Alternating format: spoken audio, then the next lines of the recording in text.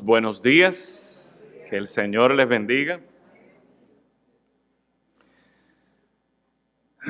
¿A qué libro vamos nosotros?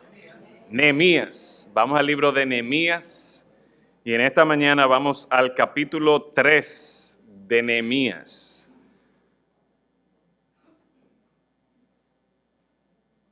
Nehemías capítulo 3. El hermano Carlos Reed me dijo que estuvo orando por mí porque no sabía que iba a predicar esta mañana del libro de Nehemías, el capítulo 3 y el listado, todos estos nombres que se mencionan aquí.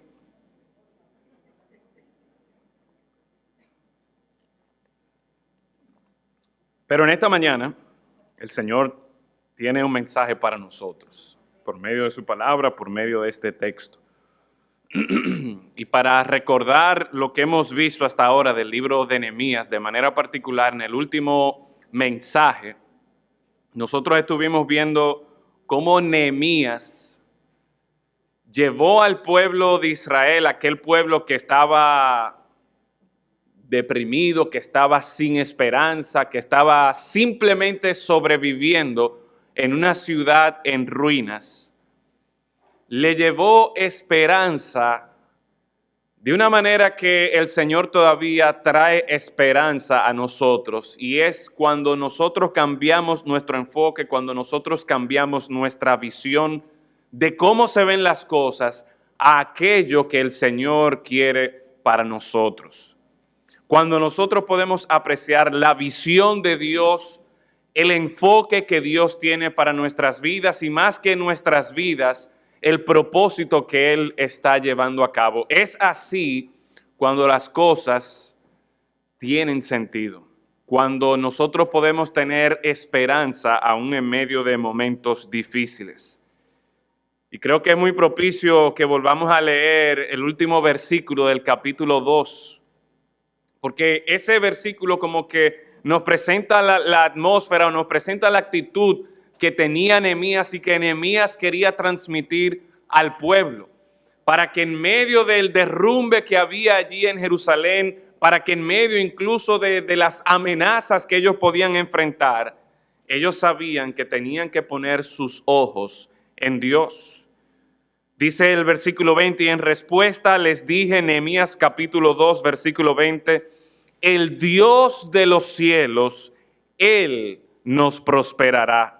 Y nosotros sus siervos nos levantaremos y edificaremos, porque vosotros no tenéis parte, ni derecho, ni memoria en Jerusalén. Esta era la actitud, este era el valor que tenía Nehemías, no por sí mismo, no por la multitud o sabiduría o fortaleza del pueblo allí en Jerusalén, sino porque él tenía sus ojos puestos en Dios. El Dios de los cielos, Él nos prosperará. Y como Él nos prosperará, como Él promete que va a estar con nosotros, como Él promete que nos va a dar éxito, entonces nosotros nos levantaremos y edificaremos y haremos la obra, no mi obra, no la obra del pueblo de Israel, sino la obra del Señor. Y con esto en mente, entonces entramos al capítulo 3. Un capítulo que ciertamente tiene muchos nombres listados de familias, y realmente esto es como un reporte de lo que se hizo o un reporte de la distribución de las funciones o responsabilidades. Y encontramos aquí nombres de personas, nombres de familias, y aunque no vamos a leer el capítulo entero, yo quiero que leamos por lo menos hasta el versículo 12, para que tengamos una impresión, para que tengamos como ese sabor de qué es lo que trata el capítulo 3. Así que acompáñenme ahí en sus Biblias, mientras yo leo en voz alta, ustedes leen también ahí en sus Biblias. El capítulo 3, vamos a leer del versículo 1 hasta el versículo 12. Noten en algunas palabras que yo voy a estar haciendo énfasis. Y traten de identificar por qué estoy haciendo énfasis en estas palabras. Nehemías capítulo 3, versículo 1. Entonces se levantó el sumo sacerdote Eliasib con sus hermanos, los sacerdotes, y edificaron la puerta de las ovejas. Ellos arreglaron y levantaron sus puertas hasta la torre de Amea y edificaron hasta la torre de Ananel. Junto a ella edificaron los varones de Jericó. Y luego edificó Zacur, hijo de Imri. Los hijos de Sená edificaron la puerta del pescado. Ellos la enmaderaron y levantaron sus puertas, con sus cerraduras y sus cerrojos.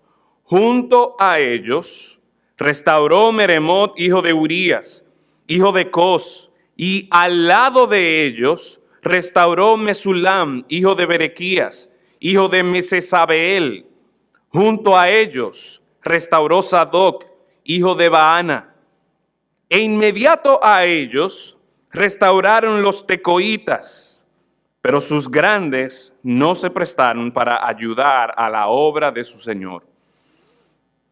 La puerta vieja fue restaurada por Joiada, hijo de Pasea, y Mesulam, hijo de Besodías. Ellos la enmaderaron y levantaron sus puertas con sus cerraduras y cerrojos. Junto a ellos restauró Melatías, Gabaonita, y Jadón, Meronotita, varones de Gabaón y de Mizpa, que estaban bajo el dominio del gobernador del otro lado del río. Junto a ellos restauró Uziel, hijo de Araía, de los plateros, junto al cual restauró también Ananías, hijo de un perfumero. Así dejaron reparada a Jerusalén hasta el muro ancho. Junto a ellos restauró también Refaías, hijo de Ur, gobernador de la mitad de la región de Jerusalén. Asimismo restauró junto a ellos y frente a su casa Jedaías, hijo de Arumaf, y frente a su casa, y junto a él restauró a Tus, hijo de Asapnías, Malquías, hijo de Arim, y Asub, hijo de Paat Moab. Restauraron otro tramo y la torre de los hornos. Junto a ellos restauró Salum, hijo de Aloes, gobernador de la mitad de la región de Jerusalén, él con sus hijas. Vamos a orar. Padre, en esta mañana nosotros nos presentamos ante ti y damos gracias, Señor, por el gozo con el que hemos podido alabarte a ti, un gozo que proviene de nosotros contemplar a ese Cristo fuerte, poderoso, que se hizo hombre para morir por nosotros. Pero no solo para morir, sino también para resucitar y así ser nuestro Salvador. Es por eso, Señor, que nosotros cantamos con gozo, con regocijo, porque en Él está nuestra esperanza. Y ahora, Padre, que nosotros abrimos tu palabra, rogamos que tú nos muestres a Cristo. Que tú nos muestres, Señor, cómo tu palabra nos apunta a Cristo y a ese plan maravilloso de redención que tenemos en Cristo Jesús.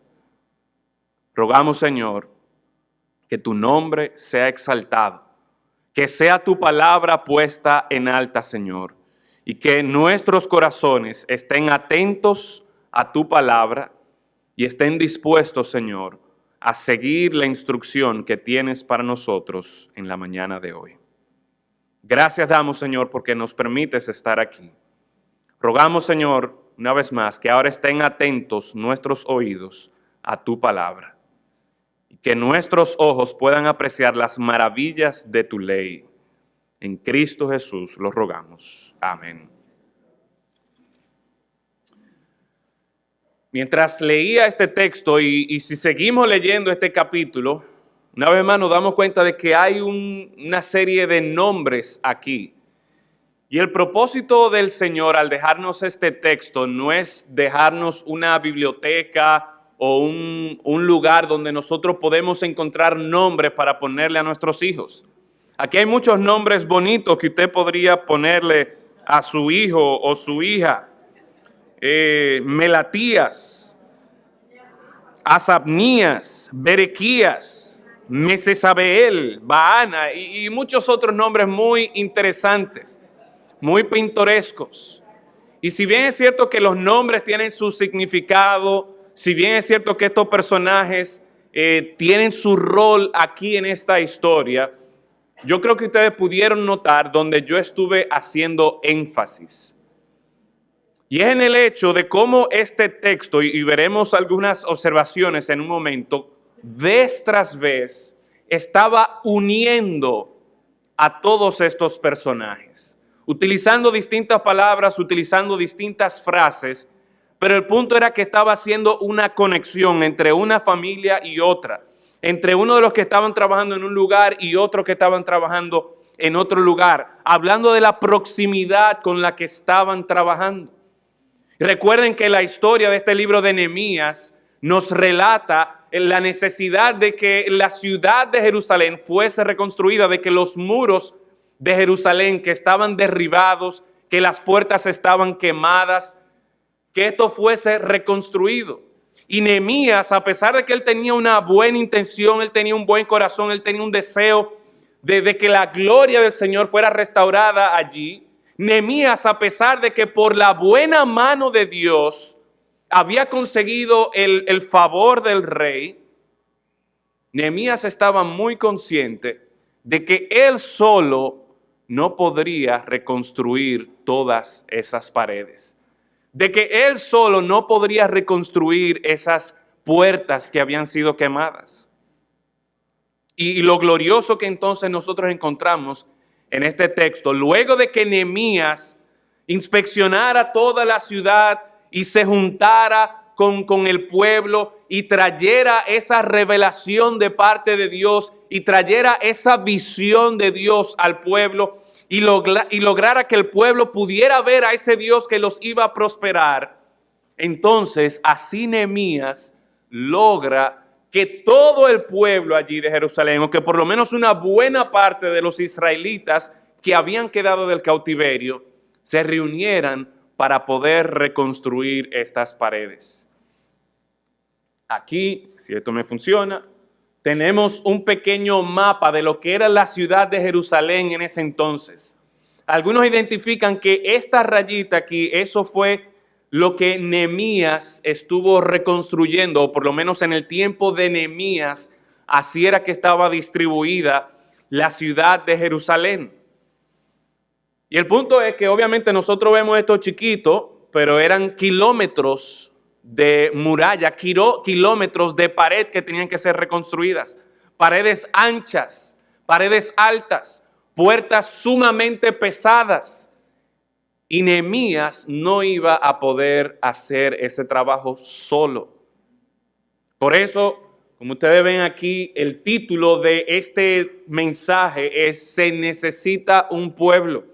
Y quizás algunos de ustedes reconocen este título de un libro o de varios libros que tienen un título similar, donde precisamente lo que habla es de la necesidad de que el pueblo, de que los pueblos o que las comunidades se reúnan para poder cumplir con un propósito en común.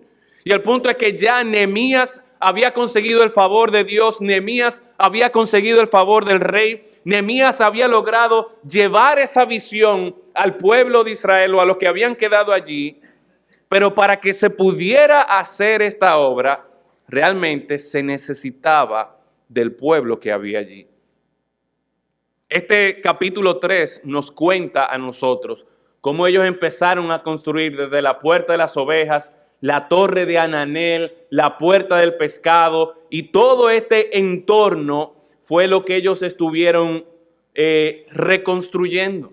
Si usted mira el texto, encontrará que cada una de las familias o cada uno de los personajes que estaban allí, o se les asignó una puerta, o se les asignó una torre, o un tramo de la pared, pero todos, de una manera u otra, estaban juntos, trabajando para hacer esta obra del Señor. Se necesitaba de un pueblo para hacer esta obra. Y es interesante entonces que algunas observaciones que podemos hacer de este texto es que Nehemías no podía hacerlo por su cuenta, ya eso lo hemos establecido. Ninguna familia sola tampoco podía hacerlo por su cuenta.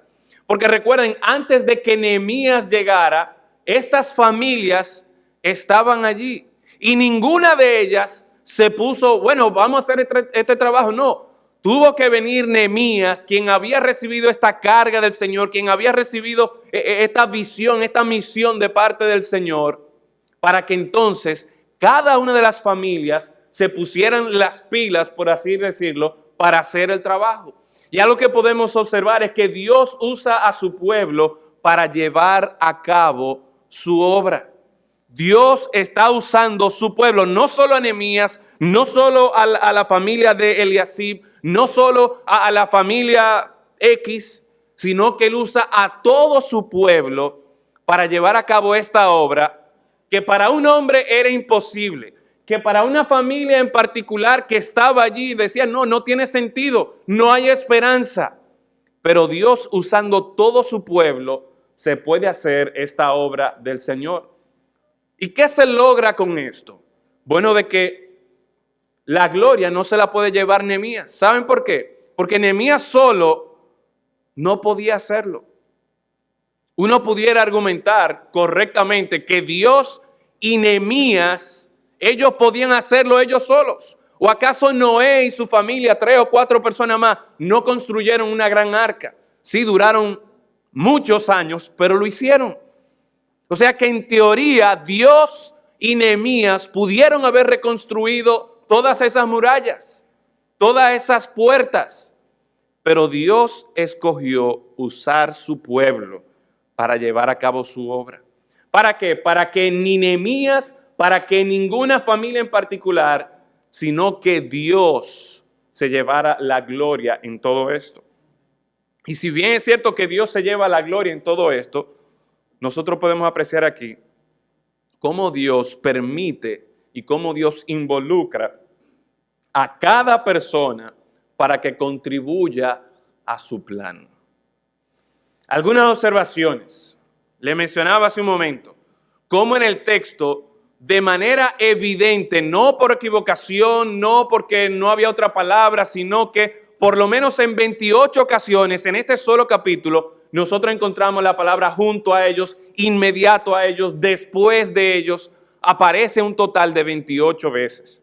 Y la idea de estas 3 palabras es precisamente hacer ver que si nosotros, por ejemplo, vamos otra vez al mapita donde estaba la muralla, las puertas, las torres, se puede apreciar, se puede hasta visualizar que, óyeme, aquí estaba la familia de Eliasib y al lado estaba la familia de los hijos de Zacur y por otro lado estaba otra familia y estaban juntos, estaban trabajando uno al lado de otro para reconstruir esta muralla, para llevar a cabo este plan del Señor, para el bien del pueblo, para la gloria de Dios.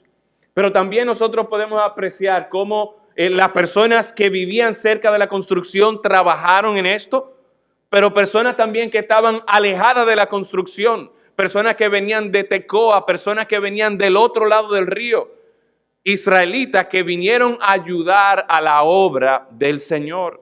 Pero también podemos apreciar personas de distintas clases sociales, de distintas profesiones, de distintas carreras. Habían sacerdotes, habían gobernadores, habían perfumistas, se dice que aquellos que estaban trabajando cerca de la Torre de los Hornos, que probablemente eran personas que se dedicaban a la panadería. En fin, era un grupo de personas de diversas clases sociales, de diversas profesiones, todos juntos trabajando. Hay algo que nosotros podemos apreciar ahí en el versículo 12, que hasta las hijas de uno de ellos trabajó. Y eso es importante, porque recordando la cultura, recordando el contexto allí, muchas veces en esta cultura lo que se enfatizaba y lo que se mencionaba eran los hombres. Sin embargo, aquí el Señor en el texto nos está poniendo que aún las mujeres también estuvieron participando de esta obra del Señor. Algunos se nos dice también de los gobernantes o de los grandes de Tecoa, por ejemplo. ¿Qué pasó con esos? Esos no quisieron trabajar. Algunos se perdieron esa oportunidad, pero la gran mayoría estuvo trabajando. Gente de diversas clases, de distintas profesiones, todas estas personas estuvieron trabajando. Porque Nehemías solo no podía, porque una familia sola no podía, sino que se necesitaba de todo un pueblo para llevar a cabo la obra de Dios. Para que de esta manera, así se garantizara que quien se llevaba la gloria de todo esto, ¿quién era? Dios. Miren, Nehemías con toda su influencia con el rey, él solo no iba a poder hacerlo. Estas familias tampoco por su propia cuenta lo iban a poder hacer. Pero Dios llama a su pueblo. Dios le da esta visión a su pueblo para que ellos vean la situación que los rodeaba, pero no solamente la situación que los rodeaba, sino para que vean en ese Dios, crean en ese Dios poderoso que Él los va a prosperar. Y cuando ellos tuvieron esta visión de Dios, entonces cada uno estuvo trabajando para llevar a cabo no la obra de Nehemías, no la obra de Eliasib, no la obra de Jedaías o de Arim o de Azub, no, para llevar a cabo la obra de Dios. Y quiero resaltar una vez más, Dios pudo haberlo hecho Él solo, Dios pudo haberlo hecho con una sola persona. Pero a lo largo de la historia, tanto en el Antiguo Testamento como aún en el Nuevo Testamento, nosotros vemos cómo el plan de Dios es involucrar a su pueblo para llevar a cabo su obra. En numerosas ocasiones, cuando el pueblo de Israel se enfrentaba a sus enemigos, en algunas ocasiones el Señor luchó por ellos y el pueblo ni siquiera tuvo que ir al campo de batalla. O sea que Dios tiene el poder para librarles. Pero en muchas otras ocasiones, Dios ordenó que el pueblo fuera a luchar con los enemigos y Dios, por medio del pueblo, daba victoria al pueblo de Israel. Y el patrón que vemos entonces, hermanos, es cómo el Señor quiere usar a su pueblo para llevar a cabo su obra. Ahora bien, yo quisiera aprovechar en esta mañana para, teniendo en cuenta lo que podemos apreciar y hemos visto rápidamente en este texto, cómo eso nosotros podemos verlo hoy día. Y de hecho nosotros en nuestra iglesia recientemente creo que tenemos un buen ejemplo de cómo el Señor usa no solo a una persona, sino usa a su pueblo para llevar a cabo su obra. Yo le he puesto a esto Proyecto Nehemías 2017. ¿Y qué ustedes ven aquí? Ustedes ven un avión, la hélice, ven, si no lo pueden apreciar, eso es una isla ahí, las nubes, etcétera, etcétera. Y quizás ya la mayoría de ustedes está pensando en lo que ha ocurrido prácticamente en los últimos 2 meses y cómo el Señor nos ha permitido a nosotros como iglesia involucrarnos en lo que es esta ayuda a la isla de Puerto Rico y otras islas más. Ya hace casi 2 meses, mes y medio, ustedes recuerdan que en Puerto Rico y estas islas de por aquí, San Croix, Dominica y otras islas más, incluso también en nuestro propio país, pasó Irma, pasó María y devastó muchas de las islas que estaban allí. No sé si pueden ver bien la imagen, pero esto es en Puerto Rico. Y ahí se pueden ver las matas tumbadas, las verjas quitadas allá, las matas sin hojas, casas. Esto era una casa, un segundo piso y no queda absolutamente nada ahí. Eso es en la isla de Vieques, al lado de Puerto Rico. Eso es en el aeropuerto de Vieques. Aviones tumbados que aparentemente no lo amarraron o no lo pusieron como deberían ponerlo y fueron volteados y destrozados prácticamente. Aquí hay una rueda de un avión. En Dominica, la devastación, no sé cuántos de ustedes pudieron ver las fotos o pudieron ver videos, pero allí eso fue increíble lo que ocurrió en Dominica. En la noticia de BBN, creo que fue, salió que Dominica era el país sin techo. La mayoría de las casas, la mayoría de los edificios allí quedaron sin techo y muchas familias quedaron sin hogar, quedaron sin casa.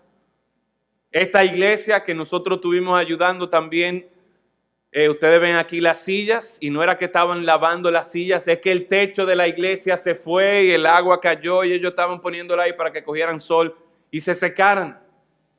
Y pudiésemos ver muchas imágenes más de la devastación en las distintas islas. Ustedes vieron quizás fotos de la iglesia de Calvary y cómo se fueron, techo de donde dormían los estudiantes, de parte de las aulas.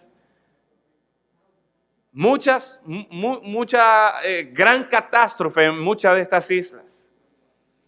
Y 2 o 3 días después que ocurrió todo esto, este señor me llama por teléfono, un hermano en Cristo, que ha estado con nosotros en el pasado en distintas ocasiones haciendo operativos médicos, a quien también en el 2010 la iglesia ayudó a coordinar ayuda a Haití. Y este hermano me llama, este hombre es un pastor o fue pastor hace aproximadamente unos 20 años. Hace unos 20 años él dejó el ministerio para enfocarse en un ministerio que tenía como propósito identificar lugares literalmente en todas partes del mundo que tuviesen desastres naturales o que necesitaran algún operativo médico. Y literalmente el Ministerio de Esperanza Renovada, Operación Esperanza Renovada, a lo que se dedica es a identificar dónde ha ocurrido terremotos, dónde ha ocurrido ciclones o cualquier otro tipo de devastación. Y se ocupa de asistir principalmente a las iglesias, pero no solamente a las iglesias, sino a las comunidades donde están las iglesias. Para que por medio de esa asistencia, para que por medio de esa ayuda, brindarle, como dice el título de la organización, de darle una esperanza, renovar esa esperanza, y no solamente una esperanza física, sino que el propósito es poder darle esperanza espiritual, llevándole el evangelio del Señor Jesucristo. Pues este hombre me llamó y me dijo, mira, Yadín, tengo 2 o 3 aviones que están listos para ir a Puerto Rico, para ir a Dominica y asistir a las islas. Pero este hombre estaba en Nueva York. Él no podía coordinar todo eso. No podía coordinar lo que se iba a hacer en Puerto Rico, lo que se iba a hacer en San Croix, lo que se iba a hacer en Dominica. Pues, ¿qué pasa? Bueno, que el Señor levanta a hombres como este. ¿Quién es ese?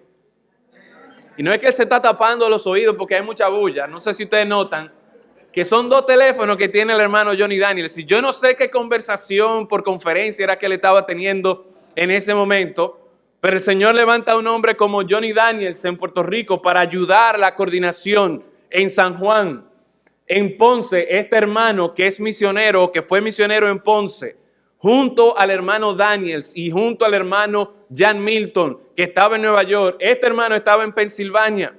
Cogió un avión con algunos de los pilotos misioneros que venían para acá y se pasó 1 mes y medio en Ponce coordinando la ayuda que se estaba llevando a Ponce.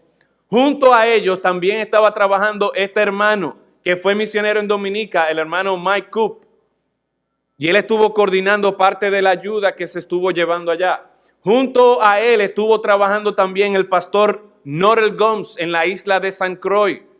Personas que quizás no se habían visto antes o no habían estado en una misma habitación, ahora están juntos trabajando para llevar esperanza. También ustedes conocen a esa persona, el pastor Pedro, la hermana Nelly también estuvo ayudándonos, coordinando algunas cosas.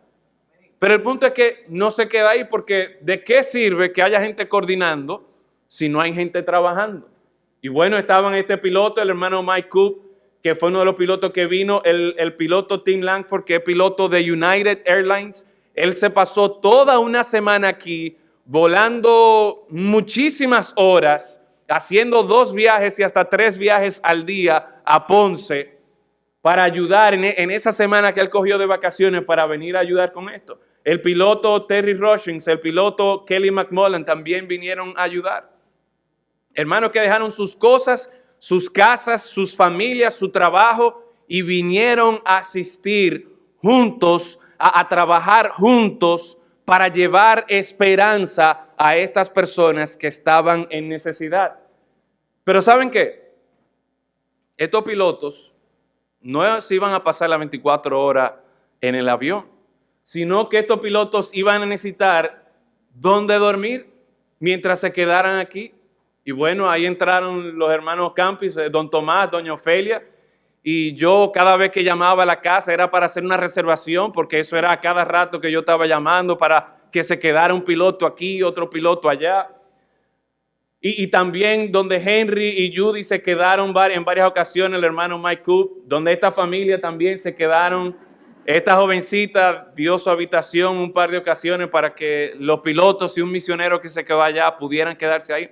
Pero no era solamente a dormir que ellos venían aquí, sino que cuando ellos llegaban de esas misiones que se pasaban literalmente 10, 12 horas, no volando, pero sí de aeropuerto en aeropuerto y llevando comida, cuando ellos llegaban aquí, venían con hambre. Venían con mucha hambre. Había uno que siempre venía con mucha hambre. Y recuerdo que en una ocasión me dijo que Oreste lo llevó, no sé si a Jade o a dónde fue, pero él habló de Expreso Jade como que eso era lo máximo. Manuel y Natalie también lo llevaron, Fausto y María también llevaron comida para que ellos comieran. Pero no solamente era comer, ellos necesitaban transportarse mientras estaban aquí. Y junto a estos hermanos, el hermano Danilo lo fue a buscar. Esta parejita de locos también lo fue a buscar. Y no sé si se asustaron con esa cara ahí, pero la hermana Lurdita, que ni siquiera estaba en el país, nos prestó su camioneta para transportarlos a ellos. El hermano Vinicio también, en una ocasión yo tuve que llamarlo de Boca Chica porque no sabía cómo era que lo iba a buscar. Y muchos otros hermanos también estuvieron dispuestos a ayudar. No era solamente llevarlos a ellos, sino que había que llevar la carga. Y junto con estos hermanos, el hermano Vidó en varias ocasiones, el hermano Federico nos prestaron su camioneta. Y Federico, ¿cómo se enteró? Bueno, porque la hermana Miladis supo que nosotros necesitábamos y el Señor usó a la hermana Miladis para conectar a Federico y que Federico pudiera poner a su disposición la camioneta. Juntos, trabajando en la obra del Señor. Aquí están los pilotos comprando la comida. Yo los llevaba a comprar la comida. Algunos hermanos quizás no tenían el tiempo para ayudar a buscarlo al aeropuerto, para transportar la mercancía, pero ayudaron con ofrendas. Otros hermanos ayudaron asesorándonos. Alberto, que cómo era que ellos iban a mandar el dinero para acá. El hermano Cristian, que dónde yo podía comprar unas semillas o comprar una lona que ellos querían llevar a Dominica, porque había un hombre allí que se había convertido y que él lo que tenía era, ¿cómo se llaman estas cosas? Los viveros allá y la tormenta había arrancado todo el plástico, pues pudimos conseguirle plástico, pudimos no conseguirle semillas porque nos dijeron que no se podía llevar semillas, pero el hermano Gabriel Vera nos ayudó también consiguiendo algunos hermanos, algunos jóvenes que no tenían dinero para dar, no tenían camioneta para llevar la carga, pero tenían tiempo y se fueron por una semana a pasar trabajo a Puerto Rico, a trabajar junto con el hermano Daniels para poder ponerle el techo a un aula donde allí iban a estar hospedando los distintos grupos misioneros que iban a ir allá a ayudar. Junto a ellos también hermanos de Atomayor, un hermano de Villamella, fueron para allá a ayudar. Junto a ellos también personas ¿ustedes han escuchado ese lugar? Oshkosh, Wisconsin. Desde Oshkosh, Wisconsin. Hermanos de distintas iglesias de allá, este piloto, el hermano Terry Rushing, desde allá estuvo volando, se paró creo que en Pensilvania, donde estaban los papás de un misionero en Vieques para montar algunas cosas en el avión, desde allá hasta Vieques. Esta es la familia del misionero Andy Sharpeta. Ellos están allá en la isla de Vieques, una isla pequeña, que lo que viven son como 10,000 personas. Y ahí en su casa ellos empezaron a almacenar algunas cosas, su hijo cargando algo, para que al otro día en la iglesia ellos pudieran distribuir las cosas que algunos de ustedes donaron, que con el dinero que se envió se compró para llevar allá, juntos trabajando para llevar esperanza a este lugar. Desde Santo Domingo, toda esta mercancía, por ahí hay café, yo creo, que es muy importante, según me dijeron. Se llevó hasta Aguadilla, donde pastores de Aguadilla lo fueron a recoger, Estos hermanos estuvieron ayudando, obviamente el piloto que estuvo llevando las cosas allá. El pastor Daniels, ustedes pueden creer que ese hombre se puso a cargar, a llenar, cargando el agua, cargando arroz, todas estas cosas. La primera vez, el primer vuelo que llegó allá a San Juan, ese día, nos cuenta el pastor Daniels, que ese día ya a ellos se les había agotado el agua. Y el agua que nosotros le enviamos fue como agua, literalmente agua del cielo, que el Señor le había enviado. La distribución en Aguadilla también, en una de las iglesias de Aguadilla. En San Croix, el pastor Norrell Gomes. Ahí ellos están descargando la comida. En fin, miren cómo todas estas personas están juntas trabajando para llevar esperanza, para hacer la obra del Señor. Si volvemos otra vez al principio, el hermano John Milton, que puede tener el mejor corazón, las mejores intenciones, él solo podía hacer todo esto. No. Él podía tener todo el dinero del mundo, él podía tener 3 o 4 aviones parqueados ahí, pero él solo no iba a poder hacer esto.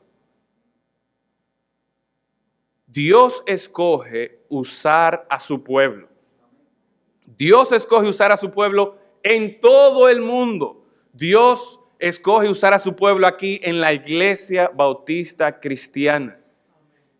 De forma tal que algo que yo nunca pensé que podía hacer o que usted jamás pensó que podía hacer, ayudar a la isla de San Croix. Quizá alguno de ustedes ni siquiera sabía que existía una isla que se llamaba San Croix o que se llamaba Anguila, donde también se fue en varias ocasiones. Pero ahí el Señor nos ayuda a ser parte de la obra de Dios, llevando esperanza allí. En Dominica, algunos misioneros que estaban allá, miren la iglesia ahí sin techo. Ahí ustedes no ven, pero si alguno de ustedes transportó en alguna ocasión al hermano Mike Cook, notará su gorra y esa es una señora en la isla de San Croix que por asuntos de salud necesitaba mantener refrigerado, no sé si era insulina o algo así, y se le pudo enviar una plantica para que ella pudiera mantener su nevera prendida. Hermanas en Dominica también. Y una vez más entonces volvemos a lo mismo, que se necesita un pueblo para hacer la obra de Dios. John Milton no podía hacerlo por su cuenta.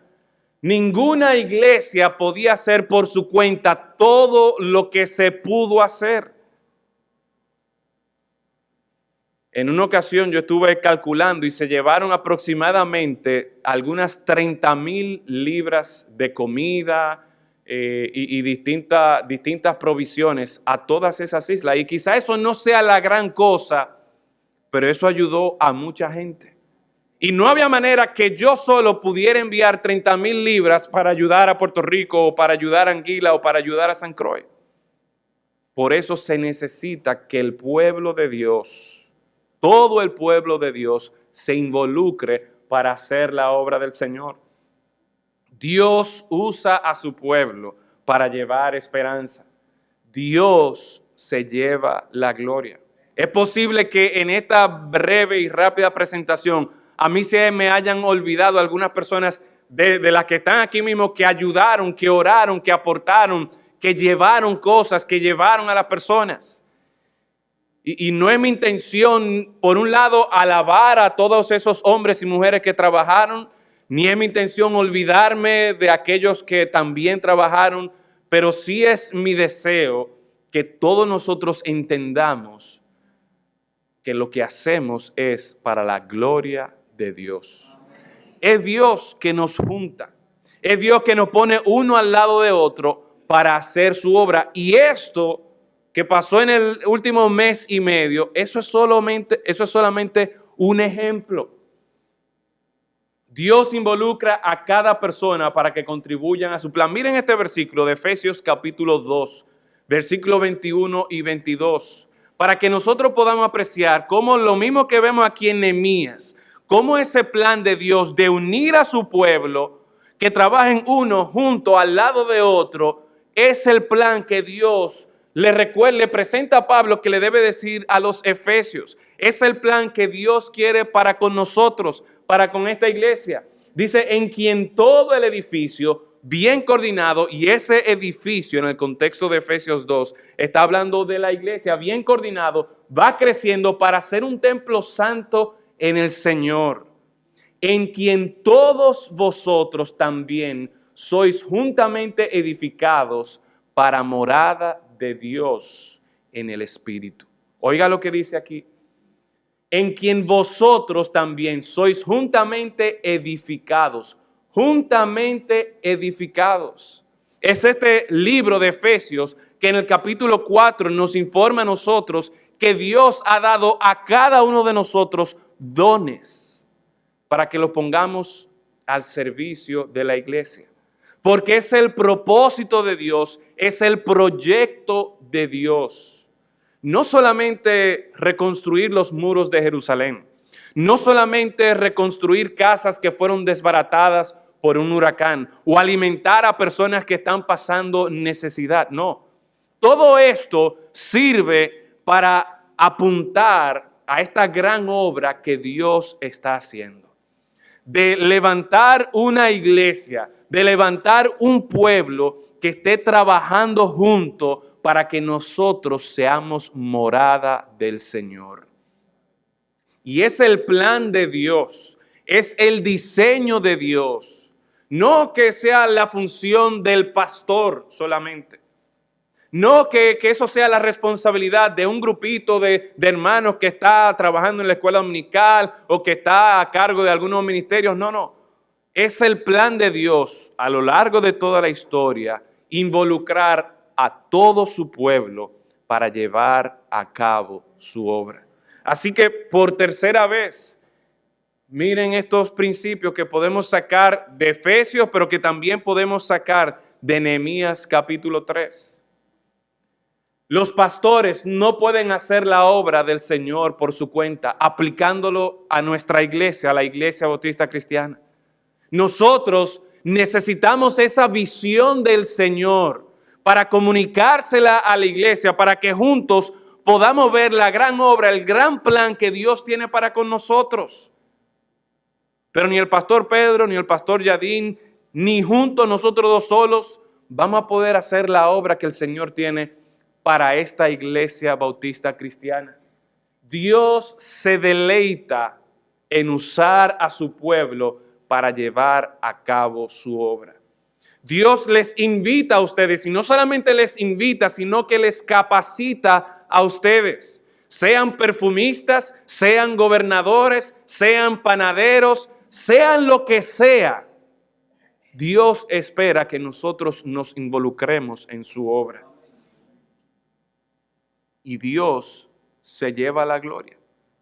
Porque déjeme decirle, es difícil coordinar que todo un grupo de personas trabaje para un mismo fin. Pero cuando nosotros somos capaces de ver ese plan del Señor, cuando nosotros somos capaces de tener esa visión del Señor, de lo que Él quiere hacer en nosotros, de lo que Él está edificando en nosotros, en su iglesia, Dios puede reunirnos. Dios puede motivarnos para que estemos trabajando uno junto al lado de otro. No para hacer lo que dice el pastor, no para hacer lo que dice el hermano que tiene 50 años aquí en la iglesia, no. Es para hacer lo que Dios quiere, para llevar a cabo la obra del Señor. Dios involucra a cada persona para que contribuyan a su plan. La pregunta entonces para terminar en esta mañana: ¿nos integraremos? ¿Te vas a integrar tú a ser parte de ese pueblo que se involucra en la obra del Señor? Óigame, es una bendición nosotros poder echar para atrás y poder hacer todas estas conexiones. Quizá el hermano Vinicio, que yo lo llamé en una ocasión, él no sabe toda la ramificación de lo que esa media hora, o quizá desde allá del aeropuerto, de lo que esa hora significó en el cuadro completo de la obra que Dios estaba haciendo, llevando esperanza allá. Y el punto es, hermano, que cada uno de nosotros somos como eslabones dentro de esta gran cadena o maquinaria de lo que Dios está haciendo. Y qué bendición es que nosotros, por poco o por mucho que podamos contribuir para la obra del Señor. Se necesita un pueblo, se necesitan Eliasib, se necesitan Arim, se necesita Azuz, se necesita Sabnías, se necesita Pedro, se necesita Orlando, se necesita Sandra, se necesita Carmen, se necesita Héctor, se necesita Lurdita, se necesita Mariana, se necesita todo un pueblo para hacer la obra del Señor. Con gozo entonces, hermanos, vamos a involucrarnos en hacer esta obra. Vamos a involucrarnos en edificar esta iglesia para que realmente pueda ser una morada de nuestro Señor.